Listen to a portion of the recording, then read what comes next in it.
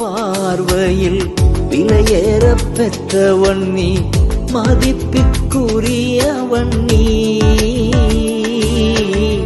பேரன்பினா இழுத்து கொண்டே கொண்டு போகணும்னு விரும்புகிறேன். அதாவது நம்ம மனுஷ பார்வையிலேயே வளர்ந்து சோர்ந்து போனவங்க. ஆனால் தேவனுடைய பார்வையில் வாழ்கிற மனுஷனுக்கு சோர்வுக்கே வேலை இல்லை. அவன் எப்போதும் செழிப்பாக தான் இருப்பான். மனுஷ பார்வையில் வாழ்கிறவன் பூரா பாருங்க தொட்டா சினிங்கியாக இருப்பான். ஆனால் தேவனுடைய பார்வையில் வாழ்கிறவன் எத்தனை தொட்டாலும் எழுந்து நிற்பான். வசனம் சொல்லுது, நீதிமான் 7 முறை விழுந்தாலும் எகைன் அவர் பார்வையில் நான் சர்டிஃபிகேட் வாங்கணும். அதான் இப்போ முக்கியம். அவர் பார்த்து சர்டிஃபிகேட் போடணும். சரிங்களா? அவர் பார்த்து என்ன செய்யணும்? சர்டிஃபிகேட். ஒரு முறை ஞாபகம் இருக்குது, ரேமாவுக்கு ஏதோ ரேமாவா நியூமாவா தெரில, யாரோ ஃபீவரில் படுத்திருந்தாங்க. எப்போவுமே ஃப்ரண்ட்லைன் டாக்டர் ஆர்கே டாக்டர்கிட்ட போய் சொன்னோன்னா உடனே அவர் ஒரு சர்டிஃபிகேட் போட்டு கொடுத்துருவார். அவர் அன்றைக்கு ஊரில் இல்லை. சரின்ட்டு நான் போயிட்டு சொன்னேன், இந்த மாதிரி சர்டிஃபிகேட் போட்டு தந்துடுவார் சார் இல்லை, நீங்கள் போட்டு கொடுங்கன்ட்டேன். அந்த டாக்டர் ஒரே அது சொல்கிறாரு, முதல்ல பேஷண்ட்டை நான் பார்க்கணுன்ட்டார். பிள்ளைய பார்க்கணும்னு சொல்ல, பேஷண்ட்டை பார்க்கணுன்ட்டார். சரி, இதுக்காக கூட்டிகிட்டு போய் உட்கார வச்சோன்னே பார்த்துட்டு, உனக்கு என்னம்மா செய்யுது அப்படின்னாரு. அவர் சொன்னேன், எனக்கு ஜுரம்லாம் விட்டுருச்சு. ரைட்டு, எல்லாம் பார்த்துட்டு ஆமாம், உனக்கு சாதா ஜுரம்மா, அதனால் நீ லீவ் போட்டு அதை பார்த்தா 10 நாளாக இருக்குது. ஆனால் 5 நாளைக்கு தான் நான் சர்டிஃபிகேட் தருவேன்ட்டார். எத்தனை நாளைக்கு? ஆமாம். என்ன சார் இப்படி சொல்கிறீங்க? நான் சார் ஆர்கே சார்கிட்ட சொன்னா போட்டு கொடுத்துருவார். சார், இந்த ஜுரத்துக்கு இவ்வளோ தான் சர்டிஃபிகேட் பண்ணணுன்னு இருக்குது சார். டைஃபாய்டுக்கு நீங்கள் 1 மாதம் வரைக்கும் கொடுக்கலாம் சார். இப்போ நான் இதுக்கு மேலே போட்டேன்னா இப்போ ஸ்கூலே என்னை மேலே கிளைம் பண்ணலாம், டூப்ளிகேட் சர்டிஃபிகேட் கொடுத்துருக்கிறாருன்னு. அதனால தான் ஆளை பார்த்து நாங்கள் சர்டிஃபிகேட் போடுறோன்னு சொல்லி போட்டு சர்டிஃபிகேட் கொடுத்தாரு. பாருங்கள், ஒரு மனுஷன் நல்லா இருக்கிறானா இல்லையா, செத்துட்டானா இல்லையான்றதெல்லாம் பார்த்து தான் சர்டிஃபிகேட் பண்ணுறான். என்னது? நீ அருமையானன்றதை அவர் பார்த்து தான் சர்டிஃபிகேட் பண்ணணும். அல்லேலூயா. ஆமாம், என்னை பார்த்து சாமி எங்கள் பாஸ்டர் போல உண்டா அப்படின்னு சொன்னால் அது சர்டிஃபிகேட் இல்லை. நான் வேணா இங்கே திருப்தி அடைஞ்சிக்கலாம், ஐயோ ஜில்லுன்னு இருக்குது அப்படின்லாம். புரியுங்களா? ஆமாம், நான் சொல்லலாம் சாமே சாம்சனே அப்படின்னா. பட் இந்த சர்டிஃபிகேட்லாம் அடிஷ்னலில் வச்சுக்குவாரே தவிர மெயினில் இருக்கிறது அவருடைய பார்வையின் சர்டிஃபிகேட் தான். இதெல்லாம் ஒரு அடிஷ்னலாக இருக்கும். பட் ஆனால் மெயின் அவர் பார்வையிலே நான் அருமையானவனாய் மாறணும். Price the Lord. அதாவது காலங்களுக்கு ஏற்ற பார்வையை தேவன் வச்சிருக்கிறார். ஆபிராம் அப்படின்னு சொல்ற பார்வை வந்த பொழுது 75 வயசு. கர்த்தர் ஆபிராமை நோக்கி, நீ உன் இனத்தையும் உன் ஜனத்தையும் உன் வீட்டையும் விட்டு நான் காண்பிக்கிற தேசத்துக்கு போ அப்படின்னு சொன்னப்ப, அவர் பார்வை அவனை பார்த்தப்ப அவன் ஆபிராமா இருந்தான், 75 வயசு. அதே ஆபிராம 99 வயசுல பார்க்கும் பொழுது, நீ ஆபிராம் அல்ல, நீ ஆபிரகாம் அப்படின்னு சொன்ன பொழுது, அப்ப இருந்த பார்வைக்கும் இப்ப இருந்த பார்வைக்கு வித்தியாசம் இருந்துச்சு. தேவன் காலங்களையும் சமயங்களையும் மாற்றுகிறவர். அவர் காலங்களையும் சமயங்களையும் மட்டும் மாற்றுறதில்லை, தன்னுடைய பார்வையும் மாற்றுகிறவர். நீங்க ஒருத்தரை குற்றவாளியா பார்த்தீங்கன்னா சாகிற வரைக்கும் குற்றவாளியா தான் பார்ப்பீங்க. ஆனா அவர் அந்த நேரத்துக்கு மட்டும் தான் பார்ப்பாரே தவிர அதுக்கு பிறகு பிள்ளையா பார்ப்பார். அதான் தேவனுடைய பார்வை. அதனால தேவனுடைய பார்வை காலங்களுக்கு ஏற்றால் போர் மாறி இருக்கின்றத வேதம் சொல்லுது, வசனம் சொல்லுது. நீங்க எபிரேயர் 1:1 படிச்சீங்கன்னா, பூர்வ காலங்களில் பங்கு பங்காகவும் வகை வகையாகவும் தீர்க்கதரிசிகள் மூலமாய் பிதாக்களுக்கு திருவுளம் பற்றின தேவன் இந்த கடைசி காலங்களில் தம்முடைய குமாரன் மூலமாய் நமக்கு திருவுளம். அப்ப காலங்களை கடந்து தேவன் வருகிறார். நாங்கள் தோட்டத்தில் பாவம் செஞ்சிட்டான் அப்படின்னப்ப அவர் பார்த்த பார்வை வேற. ஆனால் அந்த பார்வையை சில மணி துளிகளில் மாத்துறார். பாவம் செஞ்சிட்டான்றப்ப அந்த பார்வை மாறுது பாருங்க. டக்குன்னு நீ இப்படி செஞ்சது என்ன அப்படி எல்லாம் கேட்டுட்டு உடனே அந்த 3:15 அவர் பார்வை எப்படி ஆகுதுன்னா, உனக்கும் ஸ்திரீக்கும் உன் வித்துக்கும் அவள் வித்துக்கும் பகை உண்டாக்குவேன், அவர் உன் தலையை நசுக்குவார், நீ அவருடைய குதிங்காலை நசுக்குவாயின்னு சொல்லி ஒரு பெரிய வாக்குத்தத்தமான மெசியாவை பற்றிய பார்வையை கொண்டு வந்து மனுஷன் விட்டுட்டார். ஒரே சாப்டர் தான், ஒரே நேரத்தில் நடந்த நிகழ்வு தான். ஆனால் அந்த 1 மணி நேரத்துக்கு நடந்த பார்வை வேற, அந்த 1 மணி நேரம் கழிச்சு அவனை பார்த்த பார்வை வேற. அதனால தேவன் காலங்களுக்கு ஏற்ப தன் பார்வையை மாற்றுகிறார். உங்க பிள்ளை மடியில் இருக்கிறப்ப அதை நீங்க பார்த்த பார்வை வேற, உங்க பிள்ளை தோல்ல இருந்தப்ப நீங்க அதை பார்த்த பார்வை வேற, உங்க பிள்ளைய கைப்பிடிச்சு நீங்க நடக்க வச்சப்ப அதை பார்த்த பார்வை வேற, உங்க பிள்ளை உங்க தோளுக்கு மேல வளர்ந்து தோழனா தோழியா நின்னப்ப நீங்க பார்த்த பார்வை வேற. எல்லாத்துக்கும் பார்வை வேறையா இருக்குது. அதே போல தேவனும் தம்முடைய பார்வையை காலங்களுக்கு ஏற்ப மாற்றுகிறார்.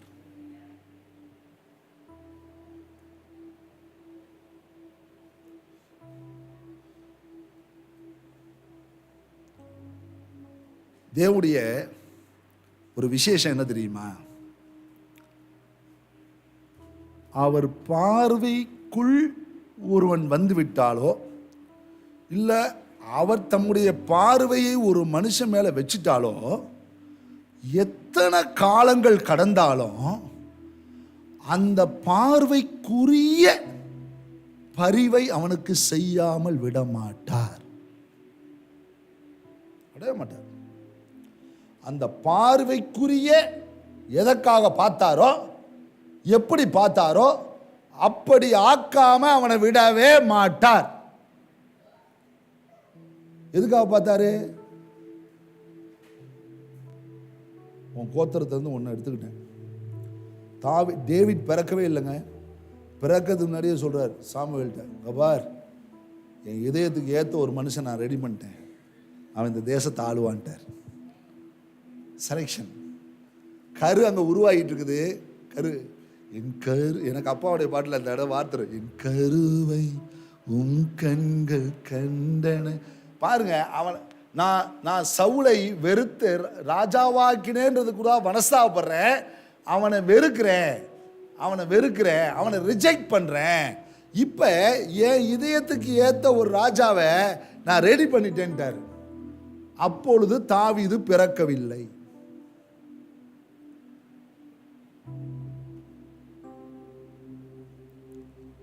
பார்வை பார்த்தீங்களா?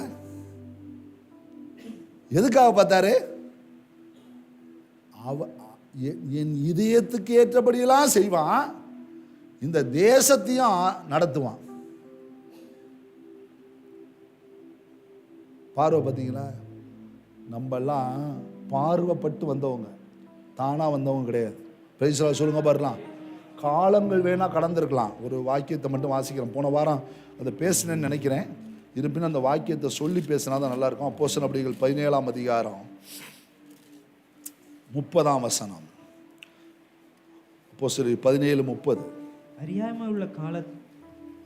அறியாமையுள்ள காலங்களில் தேவன் காணாதவர் போல் இருந்தார். அறியாமையுள்ள காலங்களில் தேவன் காணாதவர் போல் இருந்தார்.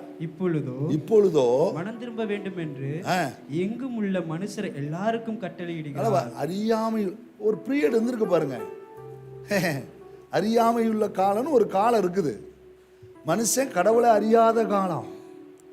மறந்துடக்கூடாது, கடவுளை அறியாத காலம், அறியாமையின் காலம். ஏதேன் தோட்டத்தில் வாழ்ந்த காலம் என்ன காலம்? அறியாமையின் காலம். ஒண்ணுமே கிடையாது. பாவம் என்னன்னு தெரியாது. நமக்கு ஒரு வயசு இருந்துச்சு, அறியாமையின் காலம். நம்ம பாட்டுக்கு நம்ம அம்மா அப்பா என்னெல்லாம் செஞ்சாங்களோ அதெல்லாம் செஞ்சோம். புரியுங்களா? அம்மா அப்பா என்ன செஞ்சாங்களோ அதெல்லாம் செஞ்சோம். அவங்கள பார்த்து தான் வாழ்ந்தோம். அவங்க எந்த சாமி கும்பிட்டாங்களோ அந்த சாமியை கும்பிட்டோம். இதாண்டா குலதெய்வம்னாங்க, உழுது உழுது கும்பிட்டோம். புரியுங்களா? இதாண்டா சாமின்னாங்க, கும்பிட்டோம். மறந்துடக்கூடாது. ஒவ்வொரு நாளுக்கு ஒவ்வொரு பேர் வச்சாங்க. இன்னைக்கு விரதம்னுவாங்க, அந்த விரதத்தை இருந்தோம், எல்லாம் செஞ்சோம். உடம்பு முடியலன்னா பார்த்தீங்கன்னா அந்த ஓடாங்கியா, இந்த குச்சி வச்சு பாப்பா இல்லைடா, ஓடாங்க ஏதோ ஒரு பொம்பளை கயிறு என்னம்மா ஏதோ சொல்லுவீங்களம்மா, குச்சி வச்சு பார்க்குறது. ஒரு அம்மா வந்து குச்சி வச்சு சொருவுமேம்மா. பார்த்தீங்கன்னா அது போய் பார்ப்போம். அது போய் பார்த்தா பிள்ளைக்கு நேரம் சரியில்லை, அதனால தான் உடம்பு சரியில்லைன்னு வாங்க. புரியுங்களா? அப்படியா, நல்லா சுற்றி போடுன்னு வாங்க, ஊடே சுற்றி போடுவாங்க. புரியுங்களா? என்னெல்லாம் சுத்த முடியுமோ சுற்றுவாங்க. எடுத்த விட்டு அக்காவுடைய மண், எடுத்த விட்டு மண், எல்லா மண்ணும் சுற்றி போடுவாங்க. எனக்கெல்லாம் நிறையா சுற்றி போட்டாங்க. மறுபடியும் அவங்க சுற்றி போட்டப்பெல்லாம் எனக்கு ஜுரம் வந்துச்சு. புரியல? சுற்றி போடாதப்பெல்லாம் நல்லா தான் இருந்தேன். புரியல? எல்லாம் சுற்றி போய் எந்தெந்த கோயிலெலாம் எல்லாமே த பீரியட் ஆஃப் இன்னசென்ட், ஒன்றுமே தெரியாது. பார்த்ததெல்லாம் கடவுள் நம்பணும். எங்கள் வீட்டுக்கு எத்தாப்பில் பார்த்தீங்கன்னா குரங்கு ஒருத்தர் வளர்த்துக்கிட்டு இருந்தார். பார்த்தீங்கன்னா வாழைப்பழம் போடுவார்னு பார்த்தா வாழைப்பழம் தாரையை போட்டுக்கிட்டு இருந்தார். எனக்கு ஒன்றுமே புரியல, என்னத்துக்கு வாழைப்பழ தாரை இவ்வளோ பெரிய தாரை போட்டுட்டு இருக்காரு அப்படின்னு ரொம்ப வருத்தப்பட்டு பார்த்துட்டு இருந்தது. எங்கள் அப்பாட்ட போய் சொன்னேன், இப்போ வாழைப்பழ தாரை போட்டுட்டு இருக்காருன்னு. இன்னும் கொஞ்சம் நேரத்தில் செத்து போயிருண்டா, அப்புறம் கோயில் கட்ட வேணாமான்னாரு. என்ன புரியல? ஆஞ்சநேயர் கோயில்ரா, அதுக்கு எதுக்கு இதை கொள்ளணும்? அது சாப்பிட்ற வரைக்கும் சாப்பிடும், முட்டிக்கிட்டு செத்து போயிடும். அதே போல் குரங்கு செத்து போச்சு, புதைச்சாங்க. 10ஆம் நாள் கோயில் கட்டிட்டாங்க. கூட எங்கப்பா சொல்லுவா, டே சனிக்கிழமை அங்கே போகணுண்டா அப்படின்னுவா. ஏன்பான்னு, ஆஞ்சநேயர்ரா அப்படின்வா. கண்ணுக்கு முன்னாடியே உன்னை கொண்டாங்களே. புரியல? இப்போ ஆஞ்சநேயர் சாகடிச்சு தான் கோயில் வைப்பாங்களோ? இப்படிலாம் நினச்ச காலங்கள் இருக்குது. அறியாமையின் காலம், பல அறியாமை. எதுக்கு மொட்டை அடிக்கிறாங்கன்னே தெரியாது. கோயிலில் போய் உட்கார வைப்பார் எங்கள் அப்பா, 2 பையில அடிச்சுக்க மாட்டான், என்னதான் உட்கார வைப்பார். எதுக்குப்பா அடிக்கிறீங்க, வாயை வைத்தவன் அப்படின்வார். செல்னு மொட்டை, நிறைய மொட்டை அடிச்சனால தான் இது வரைக்கும் இந்த வயசு வரைக்கும் கொஞ்சமாவது முடி நிற்கிதோன்னு தெரியல. புரியல? பார்த்தீங்கன்னா அவ்வளோ மொட்டை. புரியல? எந்த கோயிலுக்கு தான் கூட்டு போகிறாரு அங்கெல்லாம் மொட்டை. கூட காலை வாங்கி வைப்பாங்க, கையை வாங்கி வைப்பாங்க, மூக்கை வாங்கி வைப்பாங்க. எப்பயாவது இரும்பி இருந்தோன்னு வைங்கன்னா தொண்டை வாங்கி வச்சுருவாங்க.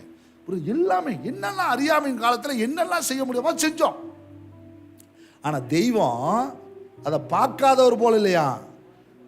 அந்த வேர்ஷன் தப்பு. அந்த இடத்துல கண்டு காணாதவர் போல் இருந்தாராம். என்னெல்லாம் செய்ய முடியுமோ செய்யினு, எத்தனை கோயிலுக்கு போக முடியுமோ போ, சுத்த வேண்டியெல்லாம் சுத்து, எல்லாம் பண்ணு. முடிவில் ஒன்று நியாயத்தில் கொண்டு வந்து நிப்பாட்ட மாட்டேனா?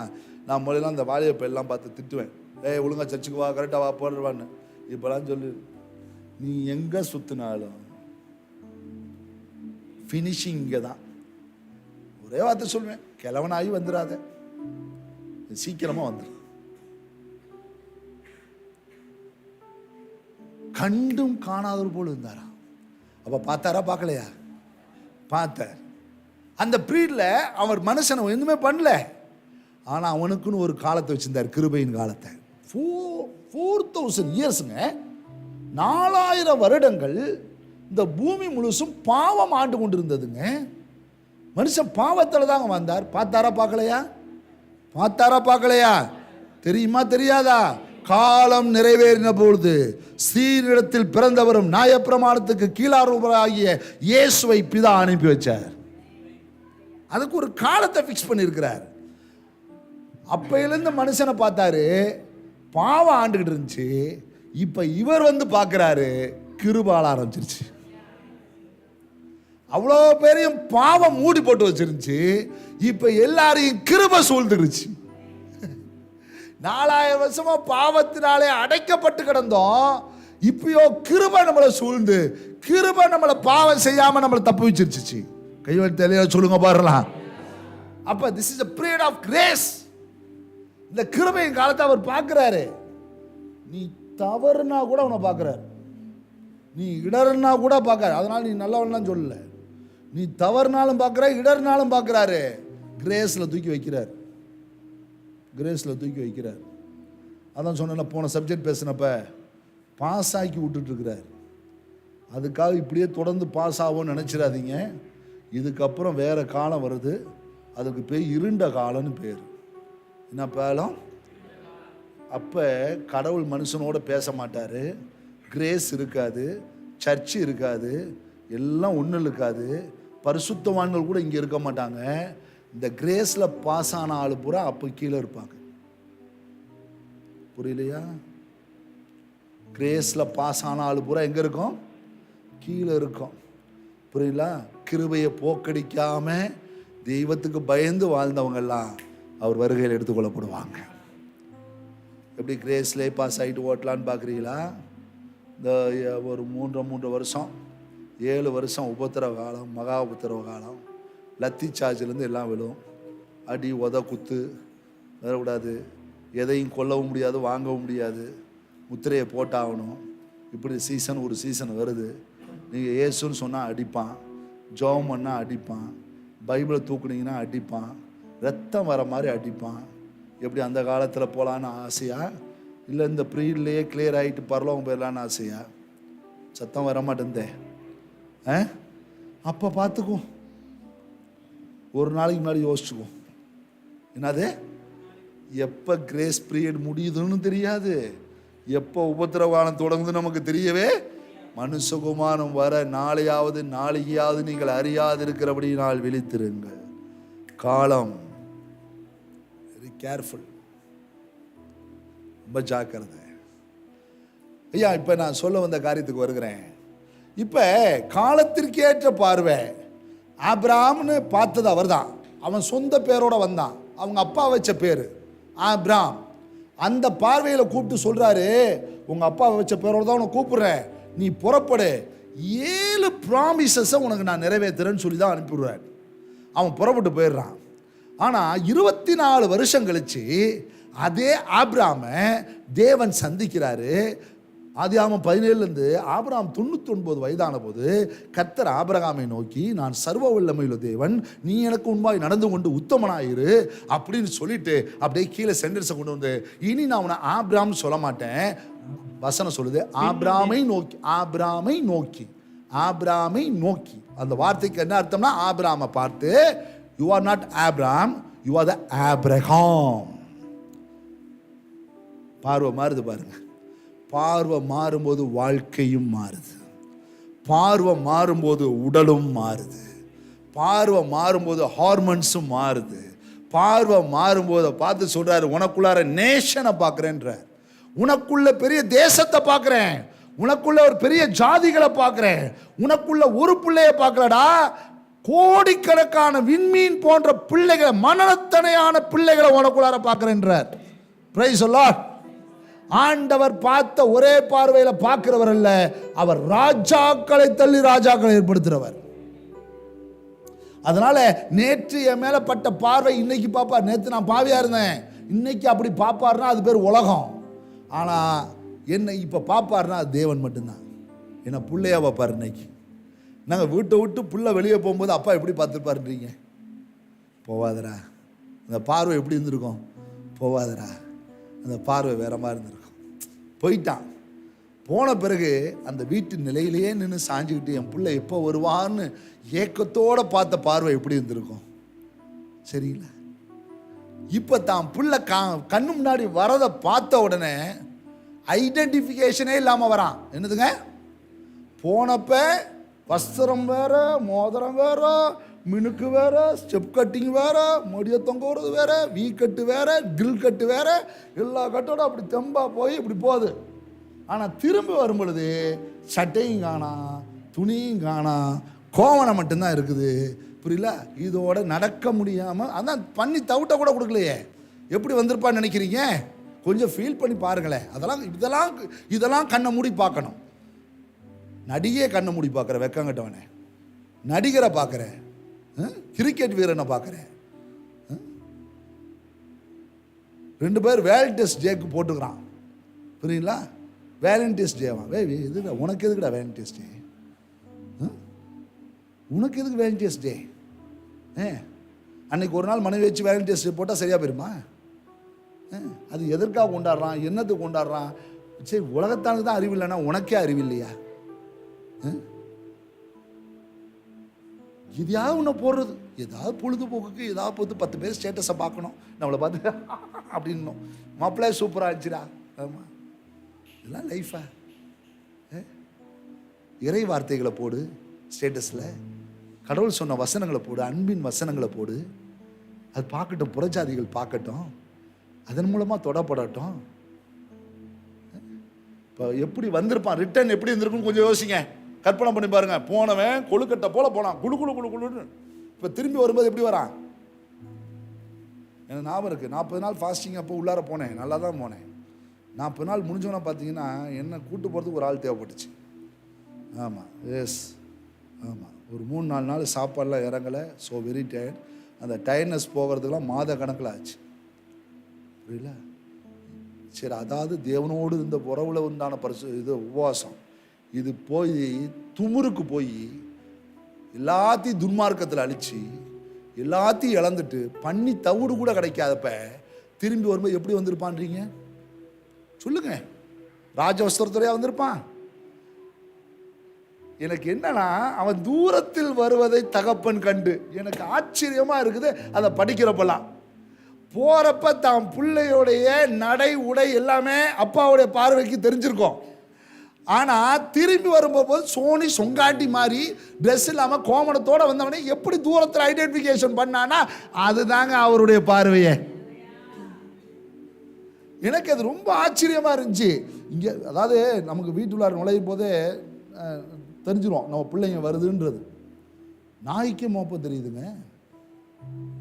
வீட்டில் வரும்போதே கணவர் வருகிறார், மனைவி வராங்க, பிள்ளைங்க வராங்கன்ற ஐடென்டிஃபிகேஷன் நடையில் வச்சே கண்டுபிடிச்சிடும், அந்த சத்தத்திலே கண்டுபிடிச்சிடுறோம். நல்லா கவனிச்சுங்க. அடையாளமே தெரியாமல் அடையாளம் உருவம் எல்லாம் அழிக்கப்பட்ட நிலைமையில ஒருவன் நடந்து வருகிறான். தூரத்தில் இருந்து தகப்பன் அவனை கண்டு, இதுதாங்க அவருடைய பார்வை. அப்ப அவரை பார்த்த பார்வை வேற, அவன் வருவான்னு பார்த்துக்கிட்டு இருந்த பார்வை வேற. இப்ப அவன் வரும்போது இதுதான் என் புள்ளன்ற பார்வை மாறல. பார்த்தீங்களா? அதுதாங்க பரலோகத்தோடைய பார்வை.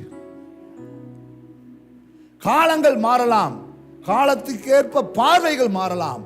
ஆனால் தேவன் தன் காலத்திற்கேற்ப பார்வையை மாற்றினாலும் ஆனால் என்னை பார்க்கிற விதம் வேற.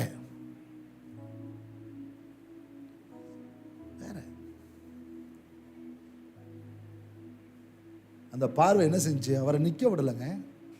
அவரை நிற்க விடலை. அவன் நடந்து வரான், இவர் ஓடி வர்றார். சொல்லுங்க பார்க்கலாம், பார்வை நிற்க விட்டுச்சா? தகப்பன் ஓடின்னு தான் வசனம் சொல்லுது. 2 பேரும் ஓடின்னு கிளைமேக்ஸ் எல்லாம் காட்டல. தகப்பன் ஓடி அவனை பேச விடல, கட்டி பிடிச்சி முத்தம் கொடுத்து வீட்டுக்கு அழைச்சிட்டு வந்து, இவன் ஸ்பீச் எதுவுமே அங்கே கொண்டு வரல. முதல்ல ட்ரெஸ்ஸை ரெடி பண்ணுங்க, எல்லாம் ரெடி பண்ணுங்க. பார்வை எப்படி மாறிச்சு பாருங்க. நான் திரும்பவும் சொல்கிறேன், ஒரு காலத்தில் உன்னை தெய்வம் பார்த்த பார்வை வேற. ஆனால் அதே பார்வையோடு உன்னை திரும்ப பார்ப்பது அல்ல. உன்னை கட்டுவிக்கணுன்றதுக்காக அவர் தம்முடைய பார்வையை மாற்றிக்கொண்டே தான் இருப்பார். நீ கட்டப்படுவதற்கு ஏற்ற பார்வை வந்துட்டு, ஐயா நீங்கள் ஒரு செடியாக தான் பார்ப்பீங்க. அதுக்கு எவ்வளோ தண்ணி ஊற்றணும்னு உங்களுக்கு தெரியும். இதுவே அது மரமானோன்னா அதை பார்க்குற பார்வை வேற. ஏன்? அந்த மரத்துலேருந்து இனி பூ பூக்கணுன்றதுக்காக அதுக்கு நீங்கள் கொடுக்குற உரமும் தண்ணியும் வேற. இப்போ அந்த மரத்திலிருந்து கனி வரும் பொழுது, காயா வரும் பொழுது, அந்த காய் பழமாகிறதுக்காக அதை பக்குவப்படுத்தி பாதுகாப்பது என்பது வேற. இப்போ அந்த மரமே விதைகளாக மாறுவதற்கு நீங்கள் அதற்கு கொடுக்கிற பராமரிப்பின் பார்வை வேற. இதே போலதான் தேவன் காலங்களுக்கு ஏற்ப தம்முடைய பார்வையை மாற்றி உங்களை ஒரு அழகு நிலைக்கு கொண்டு போறார். அதான் அருமை. பிரைஸ் எல்லாம் சொல்லுங்க, அருமை சொல்லுங்க பார்க்கலாம். அருமை. ஒரு செடியை விதையாக்குறது கஷ்டம், ஆனால் ஒரு செடியை விதைகளாகவே மாத்துறார். பார்த்தீங்களா? அதான் தெய்வத்துடைய சிறப்பு. ஹல்லேலூயா சொல்லுங்க. நீங்களா யாரு? சத்தமாக சொல்லுங்களேன், சந்தோஷமா சொல்லுங்களேன். விதைகள் உங்களை செடியாக பார்த்த பார்வைக்கும் உங்களை பெரிய மரமாக பார்த்து இந்த மரத்துக்குள்ளார அநேக குருவிகள் கூடு கட்டி இந்த மரம் தாண்டா அநேக மரங்களை உருவாக்குற விதைகளை தருகிற மரன்னு உங்களை பார்த்து சொல்ற, நீ என் பார்வைக்கு அருமையானபடியா கனப்பற்றாய். அது வரைக்கும் நீர் பாய்ச்சுவார், விளையச் செய்வார், பார்வை மாறிக்கொண்டிருக்கும். என் பாதை மாறாத வரைக்கும் அவர் பார்வை என்னை வளர்ச்சியை நோக்கி தான் கொண்டு போமே தவிர ஒரு நாளும் பின்னடைவை கொண்டு போகாது. Praise the lord. ஹல்லேலூயா. நல்லா கவனிச்சுங்க. நான் இந்த சப்ஜெக்ட் இதோட முடிக்கிறேன். ஒரு விஷயத்தை உங்கள் மனதில் வச்சுங்க. நீங்கள் வந்த பாதை வளர்ச்சியின் பாதையாக இருந்துச்சுன்னா இன்னைய வரைக்கும் அவர் பார்வை மாறி மாறி உங்களை பார்த்துருக்குன்னு அர்த்தம். உங்கள் பாதையில் வளர்ச்சி இல்லைன்னா அந்த ஒரு பார்வை பட்டு நீங்கள் காணா போயிட்டீங்கன்னு அர்த்தம். இப்போ அவர் பார்வை மாறி மாறி பாருங்கள். நீங்கள் ஆபிரகாம் இதோடு அவர் விட மாட்டார் பாருங்கள், இதோட விட மாட்டார், இதோட விட மாட்டார். நீங்கள் 24ஆம் அதிகாரத்துக்கு போனீங்கன்னா அவர் அங்கே விட மாட்டார், 22க்கு போனீங்கன்னா விட மாட்டார். அவரை ஸ்டேஜ் பை ஸ்டேஜாக பார்ப்பார் பாருங்கள், வித்தியாசமாக. எப்பா உன் ஏக சுதன் உன் சேஸ்த புத்திரன் என்றும் பாராமல் உன் புள்ளன்னு பார்க்கலடா, என்ன பார்த்தடா அப்படின்வார். நான் அடுத்த வாரம் அந்த சப்ஜெக்ட் தான் உங்களோடு பேச போகிறேன். ஒரு சாதாரண விஷயம் கிடையாது, ஒரு தெளிவிக்கிற ஒரு விஷயத்தை நம்ம கற்றுக்கொள்ள போகிறோம். நன்றாய் கவனித்துக் கொள்ளுங்க. காலங்களுக்கு ஏற்றாற் போல தேவன் என்னை பார்க்கிறார், என் வளர்ச்சியை பார்க்கிறார், என் முதிர்ச்சியை பார்க்கிறார், என்னிடத்தில் வர வேண்டிய பிரதிபலன்களை பார்க்கிறார், என்னுடைய மேன்மையை பார்க்கிறார். ஒரு நாளும் நான் கீழே போவதிலே அவருக்கு விருப்பமே கிடையாது. ஆமாம், என் வளர்ச்சியை பார்த்து என் தாய் தகப்பன் சந்தோஷப்படுவதை பார்க்கிலும் தேவன் என்னுடைய ஒவ்வொரு நாள் வளர்ச்சியும் கண்காணிக்கிறார். கண்காணிக்கிறார். உங்கள் பிள்ளைகளை பார்க்குறீங்களே, சொல்கிறீங்க இன்னைக்கு என்ன ஆளே சரியில்லை, ஒரு மாதிரி சோர்வாக இருக்கிற, நல்லா தான் இருக்கிறேன், நான் உன்னை கவனிச்சுக்கிட்டே இருக்கிறேன், சரியில்லை சொல்கிறாங்க. என்னடா எப்போ பார்த்தாலும் அப்பா சொல்கிறார், கண்ணாடியை பார்த்து முடிய பின்னாடி கின்னாடி கோதி விட்டுக்கிட்டே நிற்கிற, ஆள் சரியில்லை, உன் பிள்ளை ஒரு மார்க்கமாக சுற்றுறான், என்னன்னு பாரு. புரியல? பொம்பளை பிள்ளைங்க போய் கண்ணாடி முன்னாடி 2-3 தடவை நின்று தலையை சீவிட்டு இப்படி இப்படி இப்படிலாம் பண்ணிச்சுன்னா அம்மா சொல்லும், முடியை வெட்டி விட்டுருவேன், ஸ்டெப் கட்டிங் அடிச்சு விட்ருவேன், ஜாக்கிரதையாக இருந்துக்க. புரியுதா? என்ன அடிக்கடி கண்ணாடியை பார்த்துட்டு இருக்கடி, நான் பொழப்பு கட்டுச்சா இல்லை கண்ணாடியை உடப்பா இல்லை ஒன்றை உடப்பேன்றோம். புரியல? அப்போ பரலோகத்தின் தேவனானவர் என்ன எவ்வளோ பார்ப்பாரு, வழியிலே சொல்லுங்க பாருலாம். அப்போ நல்லா கவனிச்சு கொள்ளுங்க. சொல்லுங்க, ஆண்டவர் காலத்திற்கு ஏற்ப என்னை பார்க்கிறார். நான் குறைவுபடுவதற்காக அல்ல, வளர்வதற்காக, நான் மேன்மைப்படுவதற்காக. Please stand up, எழுந்திருப்போம்.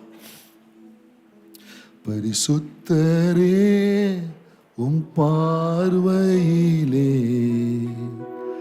என்னையும் வைத்துக் கொள்ளும். பரிசுத்தரே உம் பார்வையிலே என்னையும் வைத்துக் கொள்ளும். உன்னதரே உம் நீழல் தனிலே என்னையும் ஒளித்துக் கொள்ளும்.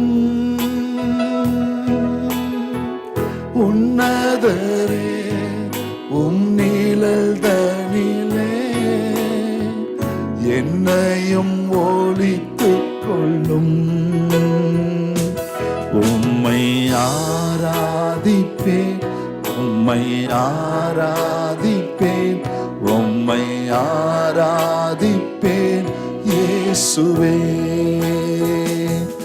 உம்மை ஆராதிப்பேன், உம்மை ஆராதிப்பேன், உம்மை ஆராதிப்பேன் இயேசுவே. உம்மை ஆராதிப்பேன், உம்மை ஆராதிப்பேன், உம்மை ஆராதிப்பேன் இயேசுவே. பரிசுத்தரே உம் பார்வையிலே என்னையும்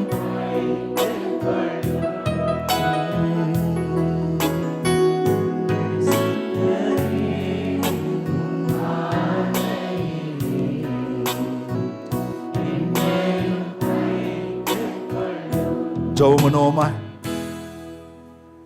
அவர் பார்வையில் நான் அருமையாக மாறணும். மனுஷன் பார்வையில் என்னை பார்த்து சர்டிஃபிகேட் பண்ணுறதெல்லாம் நெக்ஸ்ட்டு, ஃபஸ்ட்டு அவர் பார்வை. சங்கீதம் 139 எவ்வளோ அழகாக சொல்லுது பாருங்க. ஆண்டவரே என் வழிகளெல்லாம் நீர் அறிவீர், நான் எங்கே போனாலும் நீர் அங்கே இருக்கிறீர். அதே போல் யோபு 23 படித்து பாருங்களேன். நான் வலது பக்கம் நான் முன்ன போனாலும் அவரை பார்க்கல, பின்னாடி வந்தாலும் அவரை காணா. ஆனால் வலதுபுறம் இடதுபுறத்தில் அவருடைய கிரியைகளை பார்க்குறேன், வலதுபுறத்தில் அவர் ஒளிஞ்சிருக்கிறது போல தெரியுது. ஆனால் ஒன்று மட்டும் தெரியுது, என் வழிகளை எல்லாம் அவர் அறிவார், முடிவில் என்னை பொன்னாக மாற்றிடுவார். ஜெபம் பண்ணுங்க. ஆவியானவரே என்னை நடத்துங்கப்பா, ஆவியானவரே என்னை நடத்துங்கப்பா, உங்க பார்வையில் எங்களை வச்சுக்கோங்கப்பா. பரலோகம் கொடுக்குற சர்டிஃபிகேட் தான்ப்பா எங்களுக்கு வேணும், மனுஷன் கொடுக்குற சர்டிஃபிகேட் இல்லை. உங்க பிள்ளையை பார்த்து சொன்னீங்க, இவர் என் நேசகுமார், இவர் பிரியமா இருக்கிறேன், இவருக்கு செவி கொடுங்கள்னு சொத்தம் வானத்திலிருந்து கேட்டுச்சுப்பா. அப்பா பரலோக நாளைக்கு எங்களை பார்த்து உள்ளார என்ட்ரி ஆகும்போது சொன்னோம், உண்மை உத்தமமான ஊழியக்காரனே, உண்மை உத்தமமான தேவ பிள்ளையே, பரலோகத்தில் பிரவேசின்ற சத்தம் கேட்கணும்பா. ஆவியானவரே உதவி செய்யுங்க. சொல்லுங்க, ஆவியானவரே உதவி செய்யுங்க. காலங்கள் மாறலாம், பார்வைகள் மாறலாம், ஆனா தேவனுடைய பார்வையோ மாற்றி மாற்றி பார்க்கறது காரணம் என் வளர்ச்சிக்காக தானே தவிர என்னை அழிப்பதற்காக அல்ல.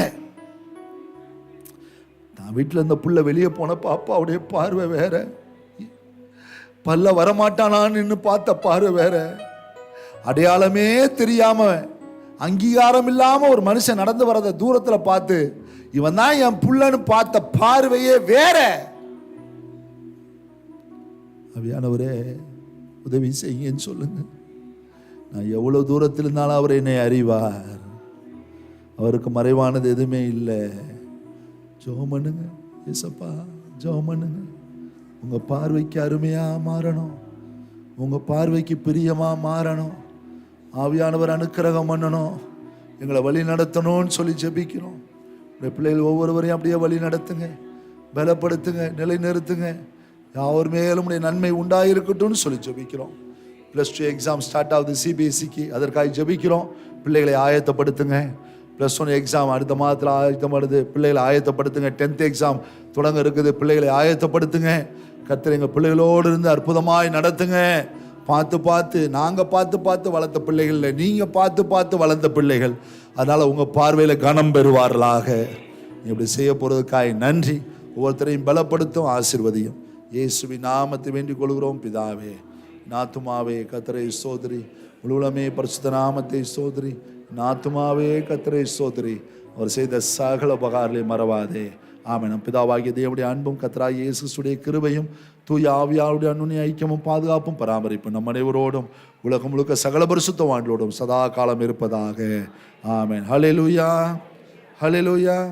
God bless you, God bless you, God bless you. Praise God.